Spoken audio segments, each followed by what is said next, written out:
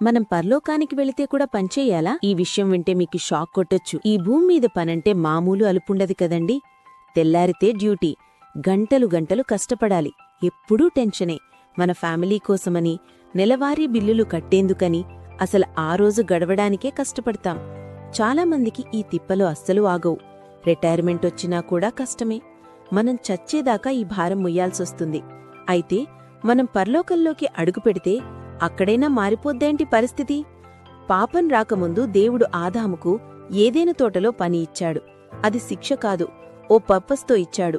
బైబిల్లో ఓ చోట ప్రకటన గ్రంథంలో ఏం చెప్పారంటే, ఆయన సేవకులు ఆయనకు సేవ చేస్తారు. అవునండి, పరలోకంలో కూడా పని ఉంటుంది. కాని అది మన సంతోషాన్ని లాగేసుకునే పని కాదు, మన మూడ్ని పెంచే పని. అక్కడ ఏ నొప్పి ఉండదు, ఏ ఒత్తిడి ఉండదు, ఫుల్ హ్యాపీనే.